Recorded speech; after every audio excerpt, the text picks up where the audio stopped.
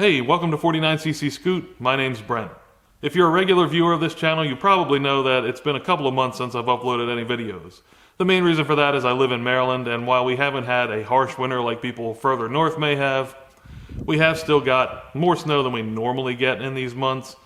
And it's been enough snow and enough threats of snow that they've kept the roads covered in salt. So aside from just being cold and sometimes nasty weather, there's also salt all over the roads, and I would really prefer not to take my scoots out in that. I don't want them to be trailer queens and never get dirty by any stretch of the imagination. I like to ride, but the salt's pretty harsh on some stuff. I've got powder coated wheels on the two-stroke and my T-Max. If you watch the videos of that, you've seen how bad the salt has chewed up my wheels and put rust on some other parts. So I just haven't been looking to do that this year if I could prevent it. So anyway, I did find something else that has been tying up a whole lot of my time, and that's what this video is going to be about.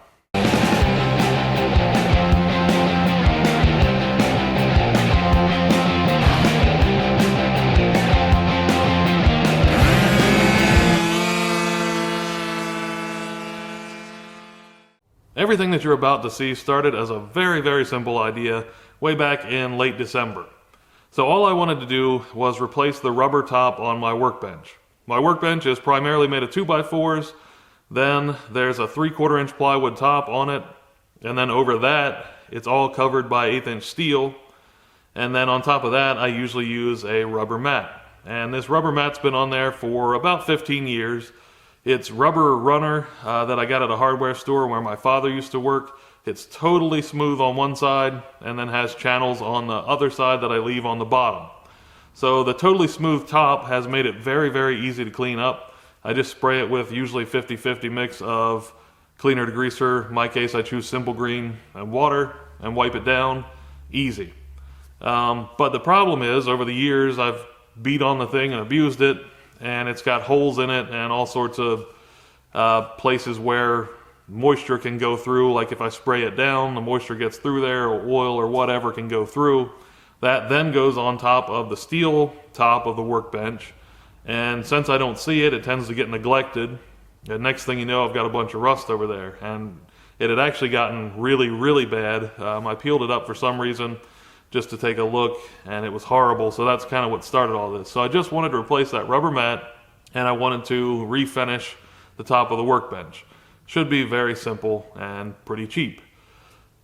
Instead, what I ended up doing, because I had to look online for some sort of rubber to top that, because rubber runner now, whenever I see it, is all textured on one side and then channeled on the other. And the textured stuff I've tried before, and it's just a lot harder to clean because that texture kind of holds everything in there, little bits of dust, etc., and you just can't get it clean very easily. So I wanted something fairly smooth, and I was looking around for that. Well, in the process of that, then I decided, well, if I'm going to get a new rubber mat and I'm going to refinish the top a little bit, just sand it and repaint it was all I wanted to do.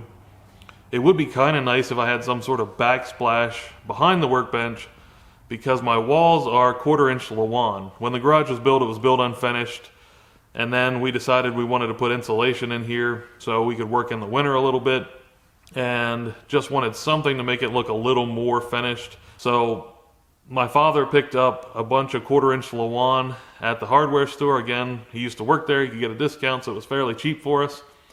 And then I put it on the walls after insulating. So anyway, it hasn't had the greatest walls, and it's just lawan. The lawan can't really be cleaned easily. You'd have to sand it to really clean it. And I'm not gonna sand after every time I get a little dirt on the wall. So the walls have kind of just been getting darker and darker. I thought it'd be really nice to have some sort of backsplash that was easy to clean. I thought I'll get some diamond plate, aluminum diamond plate, throw that on the walls, no big deal. We're talking about a workbench I wanted at least 8 feet by 2 feet tall. So it was, I can't remember the exact prices, but as soon as I saw them, there was no way that was gonna happen for me. Some other people said stainless steel. Again, that's really cost prohibitive for me. I wanted something fairly affordable. So this led me to an entire search, and while I'm doing this search, then I decided, well, if I'm going to do this, I might as well go ahead and paint the walls and paint the whole workbench. And next thing you know, I'm in the middle of this big project, and all I wanted to do was a little bit of work to the top of the workbench. My goal for the project ended up being to refinish the area right around the workbench and the lathe, and just where I work on scooters. So basically one bay of the garage and a little bit further down the wall because of where the lathe is. Here are a couple of pictures of the area so you know what I started out with.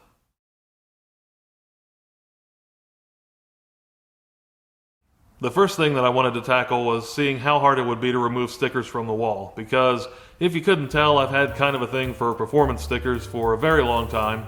Most of these have been there for the entire time that the Lawan's been on the wall, essentially. Luckily, it turned out to not be too tough. I mostly just used a heat gun. You don't want to put too much heat in there and really start melting the stickers, but sort of start breaking that adhesive loose and soften them up a bit, and then go after them with a plastic razor knife, because if I tried the regular razor, it would cut into the walls, but the plastic did a pretty good job of not damaging anything. I removed the shelf that was over the workbench in the process because I had other plans for that spot of the wall, and then continued to remove stickers. I've got a pair of Bose 301 series speakers put high on the walls in the garage. Both of them are just on shelves, and I don't really like the look of the shelves. I wanted to get some kind of actual speaker mount for them so they'd look a little nicer, so I went ahead and took that stuff down as well.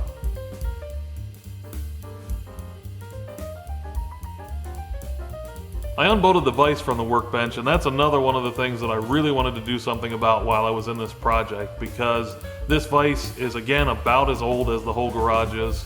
It used to be a swivel vise. That broke.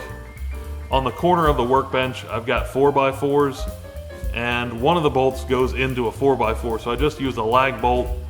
Over the years, that hole where the lag bolt was wore, and then the vise was never as secure as I'd like it to be in that corner. I probably could have used some epoxy or maybe even just wood glue and another lag bolt in there, but for whatever reason I never did it, so at this point I just removed it and I'll figure it out as I go. I got the lathe and the toolbox and all the other stuff around there out of the way, covered my scooters in blankets, and then started sanding the walls and the cabinets with an orbital sander using 80 to 120 grit paper.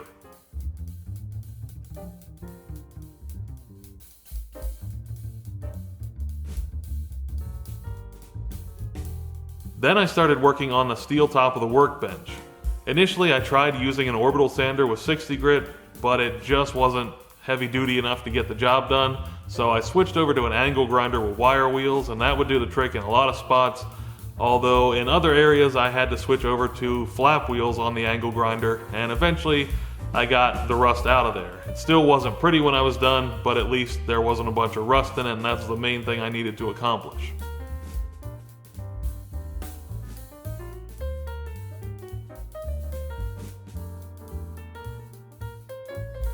I cleaned the top with mineral spirits, and then as soon as that dried, I put on 2 coats of primer because I didn't want the exposed steel to start rusting again. I dusted and cleaned every wall, shelf, and area that I was going to put primer on. Even though they weren't going to be painted, I spent quite a bit of time cleaning each one of the windows in the area, because that's another thing that I've just neglected cleaning for years. So all of the sills, all the area around the windows were very dirty, and I think I spent around an hour on each window just cleaning that off. I hadn't planned on doing much of the ceiling right away in this project. I'd already painted part of the ceiling over top of the scooter area years ago, and I just wanted to do about maybe 5 or 6 feet away from the wall in the other area I was painting at the moment, because I really didn't want to go back to paint the ceiling later and then get white paint all over the walls. I'm sure everyone has their own way of doing this. My way may be the worst. What I did was I started with a brush, just going around the edges near the ceiling, some of the cracks in the wall, because again, when I first did the Lawan years ago, I didn't do the greatest job, and also just trim around some of the objects where I was going to have to prime. When I first started off, I worked on a very small area. I got the trim done, and then I moved on to the roller, and then once all of that was done, then I moved on to another area and repeated the same process.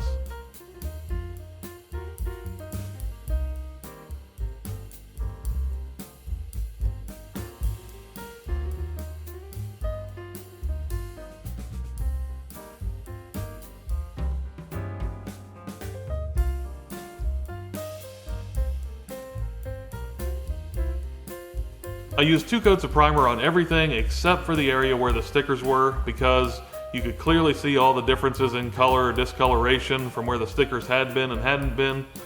So I tried using another coat there, but it didn't make any difference. It was still very easy to see, so I just moved on hoping that paint would cover it. Once the primer was done, I moved on and painted the small section of the ceiling. But unfortunately nothing matched. I ended up going out and buying another kind of ceiling paint that also didn't match, but since it was a primer and paint all in one, I did paint a little bit more of the ceiling. And now it looks like my ceiling is 3 different colors, so maybe someday I'll figure out something that matches or just paint over the entire ceiling all at once. I did the primer on the cabinets and the workbench area last because I was trying to work my way from the top to the bottom, sort of, but primarily because I was afraid that I was going to run into the cabinets or the workbench while I was trying to prime something else above it. I gave the primer the recommended recoat time and then started putting gray paint on the walls. All of the paint that I used in this project is Porch floor paint. I came across that idea while looking for something to coat the top of the workbench. People were saying that Porch floor paint worked well for them for coating both wooden and steel-topped workbenches. It's supposed to be a lot more durable than a standard paint, and it's not incredibly expensive like some other options that are out there. I've never used the stuff before, but it sounded like a good idea to me because a porch should have to put up with people walking on it as well as the elements, so it should be a little tougher than standard paint, and hopefully this will hold up well for me in the garage. I did 2 coats of the gray and then gave it about a day to cure before moving on. I found a pair of speaker mounts at a reasonable price that got good ratings, so I went ahead and picked those up and mounted one of my speakers above the workbench. The other one is for a speaker that's across the garage where I wasn't working just yet. By the way, I will put links in the description to some of the stuff that I'm using in the project, so check down there if you're interested in anything that you see me working with. I used masking tape for delicate surfaces so it wouldn't harm the fresh gray paint all around the pegboard area and shelves. Then I painted those with 2 coats of black porch floor paint. Then the steel top of the workbench as well as the other countertops got 2 coats of the same paint.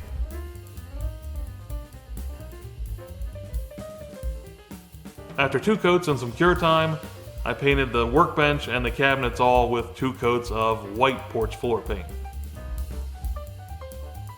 I gave that a full 72 hours to cure because I wanted to be sure that I didn't mess it up when I leaned on it to work on the backsplash.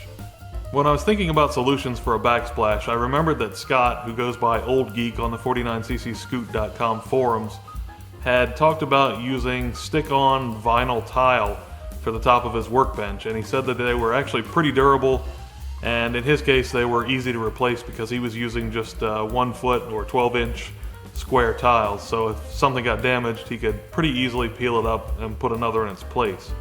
But that got me thinking about something along those lines as an easy and affordable option to have a very simple to clean backsplash that hopefully would be durable enough to hold up to the work that I do there.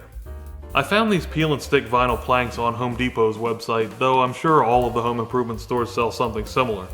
They claim to be good for use as flooring and for wall coverings, so I assume anything that can be used for flooring should be somewhat tough. One box is a little over $60, and they say that it should cover up to 23 square feet. I took some measurements, and then for me the easiest way to come up with a fairly precise answer of how many square feet I needed to cover was just to draw it out on graph paper. After counting all the squares, it looked like I would need around 40 square feet to cover the area that I wanted to cover, and 2 boxes of these vinyl planks should provide coverage for 46 square feet.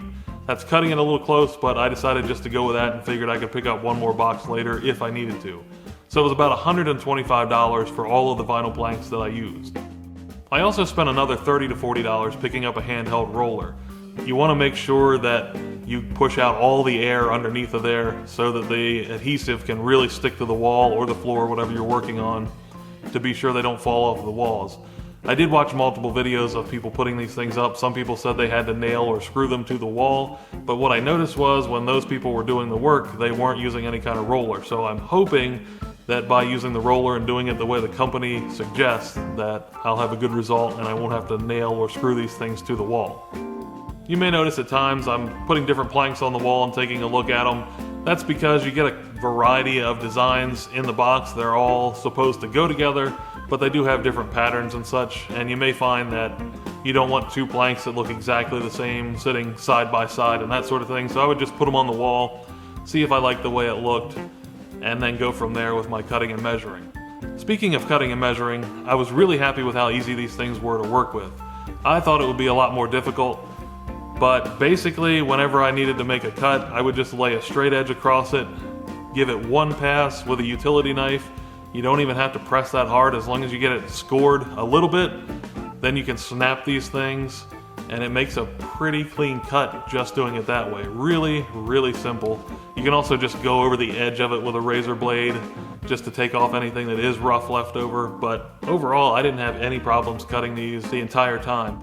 I went to a height that came out to 3 planks high, 21 inches above the workbench, and stopped there. Aside from over by the lathe, I knew that I wanted to go taller over there because that thing slings so much oil and such if you put any kind of lubricant on anything. So I went 4 planks high over there, which is 28 inches. And I still wasn't sure if I really wanted to go any higher over there by the workbench or not. But I already had a plan for what was going over the workbench, so I decided to start putting that up. I wanted pegboard or some kind of storage solution that's a little bit different than the shelf that I've had for so long over the workbench. And after looking around for a while, I decided on these metal wall control panels. Each one of these panels is 16 inches wide by 32 inches tall. So I picked up 6 panels. That gives me 8 feet of width of coverage by 32 inches high. I put the bottom of each panel up against the top of the vinyl planks that I had on the wall. Those turned out to be very level. I had actually took a level and put a line across the wall, and it aligned right with the top of the vinyl plank, so that worked out pretty well. I did all the screws in the bottom first, and then climbed up on the workbench to finish up the screws on the top. Overall, they were pretty easy to install, so I have no complaints there. Really, the main negative about these that I would say is if you're looking for the most cost-effective way to add a pegboard solution, these are not it. You could go and buy an 8-foot sheet of pegboard. I used 1x3s behind the other section of pegboard that I did on the wall that way in years past, and it really doesn't cost very much at all to put up a large section of pegboard just using pegboard. What I'm hoping that these have going for them above pegboard, well, 2 things. One is that I'm hoping they're very durable, and the finish on them is durable because I wanted to actually put some tools up there. The other thing is they are wall control and not just standard pegboard. So standard pegboard is just the regular round holes. Wall control has slots, and they make special wall control accessories. So you can get regular pegboard stuff as well as wall control stuff, and it gives you a lot of options for whatever you want to do with the pegboard. When I was wrapped up in planning this project, I decided that I wanted to try and take care of anything that was at least reasonably simple or that I could afford to do now that I may want to do in the future.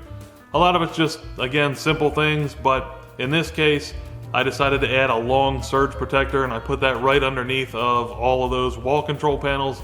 That way when I'm working at the workbench, I've got plenty of spots to plug something in. Once those were installed, I took a step back and looked at it and decided that I did indeed want to add one more plank over the workbench area as well. That way it would match up to the lathe area nicely, and it really wasn't going to use many planks because there was only a small gap between the window and the wall control boards, and then between the wall control boards and the other wall. Next, I started working on lighting the workbench area. So I used to have 2 lights mounted right under my shelf. Obviously now I don't have that shelf anymore, so I can't mount the lights the same way. So I put some thought into what I wanted to do, and after some elaborate options, I just decided to go very simple and fairly cheap, and I hung a couple of shop lights, LED shop lights, up directly over the workbench, so it should be incredibly bright when it's done. I bought 3 metal brackets. That way I could put them 48 inches apart. Each light is 48 inches long. That also corresponds with studs.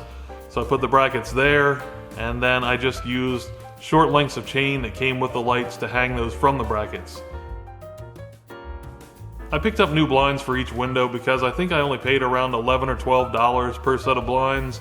The new blinds are supposed to be light blocking, while the old ones were light filtering. So sometimes when I do video, if I have to get one of the windows in the shot, then it's so bright that it kind of messes up how bright everything else is in the video and where I can set the camera. So I'm hoping maybe these will just be a little bit better for that. My initial plan was to keep all of the existing cabinet hardware and handles. I just primed and painted over them. But then once I was done, I thought it would look a lot better if I had some black hinges as well as handles. And it cost me, I think, $40 to $50 to pick up all of them. Once that was finished, I finally took care of the one thing that really got this entire project started, which was the rubber mat that goes on top of the workbench. So I looked around for quite a bit and eventually found this rubber mat that looks like a diamond plate kind of finish. I would have preferred just a totally smooth runner on top of it, but I wasn't able to find that, or at least not at a reasonable price. I got this, it was 4 feet wide by 10 feet long for about 70 bucks on Amazon. So a little more than I had hoped to put into it based on what I had spent years past for just rubber runner. However, 4 feet wide made it wide enough it can cover most of the workbench even where it L's out. And 10 feet long was about the right length because I don't want it to go all the way to the end by the vise where I weld and grind and stuff a lot, because I don't want everything to fall down on it and burn through it or anything. So it actually ends up about perfect. Then I started the long process of trying to figure out where I wanted things positioned on all the pegboard spots that I had. So I didn't film this because when I say a long process, I mean a very long process. Any of you that are particular about your shop or have tried to set up these sort of things in the past probably know what I'm talking about. You put something up, stand back and look at it, don't necessarily like that, take it back down, put it up again, I'm not sure if I like that, this needs to move over a couple of spots or up or down or whatever. And this went on for a long period of time before I finally ended up with where it is now. The last thing that I did to the workbench was to add a new vise. So again, I looked around quite a bit, spent way too much time reading online reviews and searching, and that led me to the vise that I chose, which is an 8-inch forward vise. Forward being the name brand. It's got 360-degree swivel, obviously 8-inch jaws.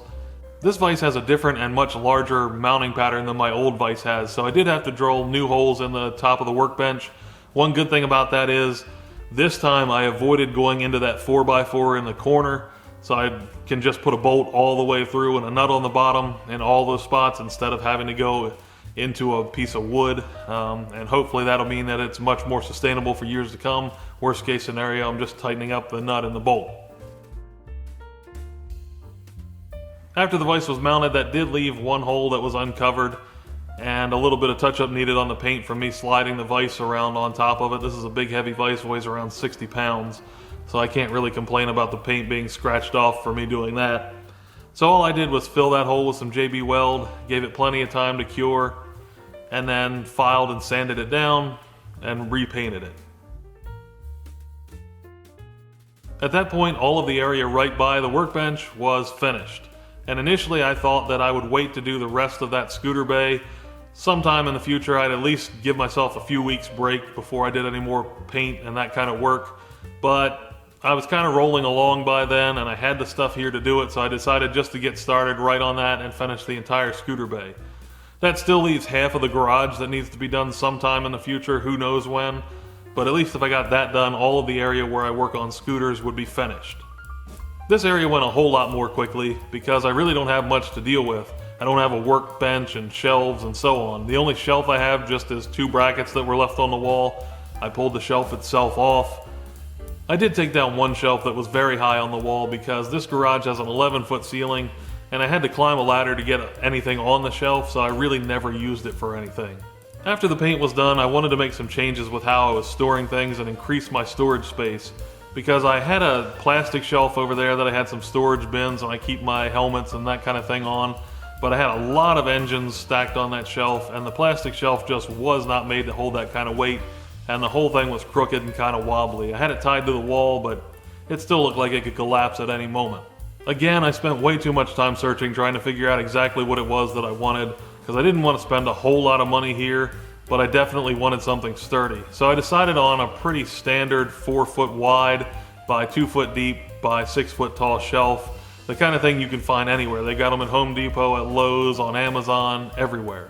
So I ordered one on Amazon because it was a decent price. It was about 150 bucks, which is about as good as I could find at the time. And they sent me the wrong shelf. They sent me some light duty, much smaller wire shelf that wasn't the right thing. They ended up telling me just to keep it. And eventually I put that beside the shelf that I ended up with and used it to store oil and some fluids. But first I had to find what shelf I wanted. So I decided I was just going to go into Home Depot and look at these shelves myself, because I read a lot of reviews saying that the shelves were very flimsy, even the metal ones that I was looking at. I went in and checked it out, and I have to tell you, if you're considering getting one of these standard shelves, they look basically like angle iron with a bunch of holes in it as the legs for it. Seriously, go into a store and put your hands on the thing and see if it is what you want, because I was very surprised when I went in there. I could take just 2 fingers, my thumb and my forefinger, put that on the material, and you could just flex the material that was the legs just that easily. Which amazed me, because one of my friends actually filled half of his garage with this kind of shelves many years ago, and they were pretty thick angle iron, and now they're down to being next to nothing. I would not trust these to hold a whole lot of weight. So that led me to look around more, and I ended up buying a much bigger, much heavier duty shelf that you see me putting together here. It did cost about double the money that I ever planned to spend, but it gave me a whole lot of storage space, and it does feel very sturdy, although they still use a thin gauge of metal, which is pretty disappointing for the money, but it feels sturdy because of the amount of bends that they put in everything. You can see behind me that I'm trying to put that shelf to good use. I went and got a bunch more storage bins and tried to move everything into there for the most part. So instead of just storing things on top of a shelf, I moved them into bins, because there's a lot of dust and dirt and debris when you weld and grind and sand and so on, and it is a whole lot easier to clean off a storage tote than it is to clean off a bunch of individual items. So I thought that would be a big help in the future. I can tell you for certain that when I got into this project, I grossly underestimated the amount of time that I would need to clean and organize things. I didn't just want to throw everything back in the totes dirty and greasy, so I cleaned things up before it went in there or before it went under my cabinets or whatever. And I went through and tried to get rid of some old stuff and stuff that's really no good, but I've held on to for whatever reason. Tons of scooter parts. The big stuff in the storage bins takes long enough, but I also went through all the things I have like this, the cabinets where I keep various hardware. And you can imagine how long it takes to go through and try to make sure that many nuts and bolts and whatever are organized. It takes quite a while just sitting around picking through and sorting things out. But it does make it easier in the future whenever you're looking for anything. I also went to the trouble to print some new labels up. I just had old masking tape labels on all of these. Printed new labels just so everything's very clear and I can find everything quickly. Now I looked around at the garage and thought I was finished until I started looking at my scooter workbench. And I just couldn't leave that alone, considering all the other stuff that I've done in the scooter area of the garage. I still had some peel and stick vinyl planks around, as well as plenty of paint. So I gave the scoop bench a little bit of a makeover. I actually wanted to cover the entire thing other than where the diamond plate is with the vinyl planks, but I didn't have enough of them. So I sanded the whole thing down, then I painted the front of it black, so at least it would look a little better than it did before, and then I put the vinyl planks on the back. I use a ramp to get scooters on and off of the bench, and I put one of my scooters, my 2-stroke, up there for the first time the other day.